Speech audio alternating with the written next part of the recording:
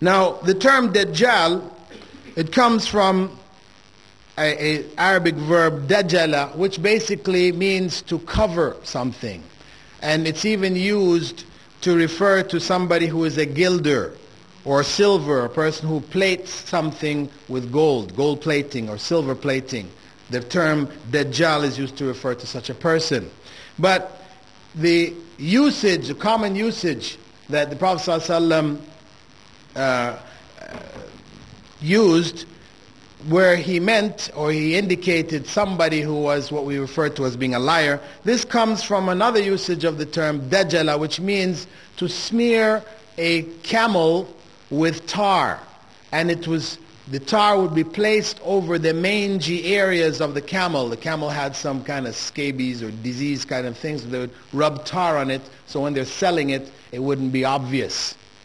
Right? So this was a form of deception. So this is where the term Dajjal, becoming the deceiver, developed. And when Prophet ﷺ described him, as I said, he didn't leave any details out. He described him to a T. He said that he would be blind in the right eye, and that it would be like a floating grape, unstable, twitching in the socket, and that the left eye would also be defective, but he sees through this eye, and it would have a thick film, something like that of a fingernail, over it, and at the same time it would be green like glass. He referred to it as being like glass because glass made in early times tended to be green because of the chemicals which were used in the making of the glass. As you said, the Dajjal عينه خضراء كالزجاج. The Dajjal's eye will be green like glass. And his complexion will be ruddy white. Ruddy white meaning that he is white with redness in his complexion. These are all descriptions found in Sahih Bukhari, Muslim, etc.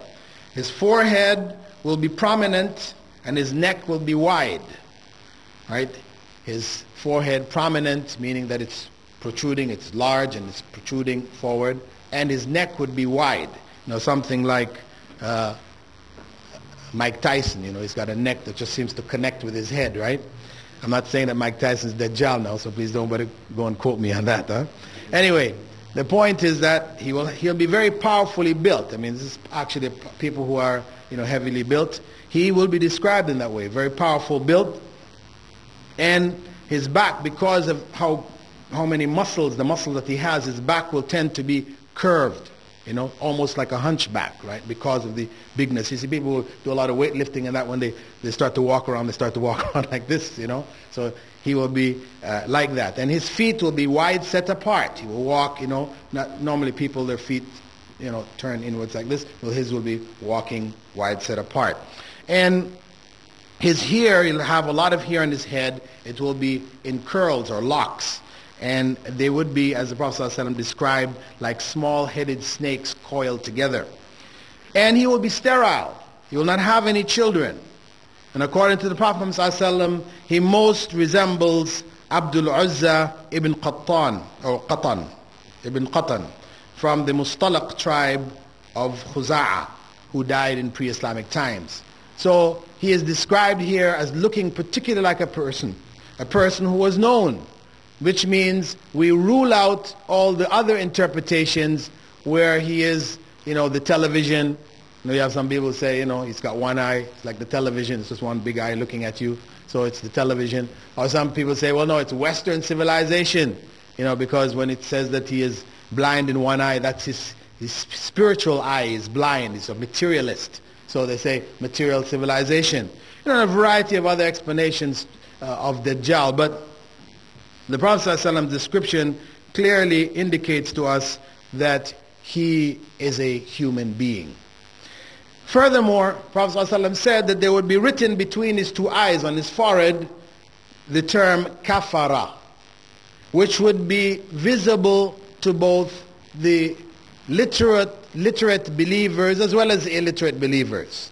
Some people have taken that to indicate that it doesn't mean literally the word or the letters are written there, but that he would be recognizable. Well, no. The Prophet ﷺ said it's written there. So we don't try to give some other explanation. Why an illiterate person would be able to read it. We know illiterate people in dealing in societies where there are a lot of signs, etc. After they've seen a sign enough times and it's been identified for them, they're able to identify reading the sign as a group, even though they can't read if you give them a book to read. So we don't have to go to unnecessary interpretations when the reality suits itself. Now, in terms of the powers, because why is it that the Prophet ﷺ said that Dajjal would be the greatest trial faced by the Ummah, faced by the world, something far greater than anything that we have ever experienced before? Well, first and foremost, he will appear at a time of drought and starvation worldwide. And the Prophet ﷺ said in that time, Allah will command the sky to withhold first 1/3 of its water, and the land to withhold 1/3 of its produce. Then the following year it will be 2/3. Rain will decrease by 2/3, and produce on the earth will decrease by 2/3. And in the third year it will not rain at all, and the crops will not grow throughout the earth. And when starvation reaches this level, then Dajjal will appear. And when he comes, he will call people to believe in him as God. This is his claim. His claim is that he, in fact, is God, and he'll call people to worship him. And for those who accept him, and there will be signs which a person who is unaware of Dajjal, who is unaware of the teachings, will be fooled, because he will do things which will give them the impression that this may actually be God.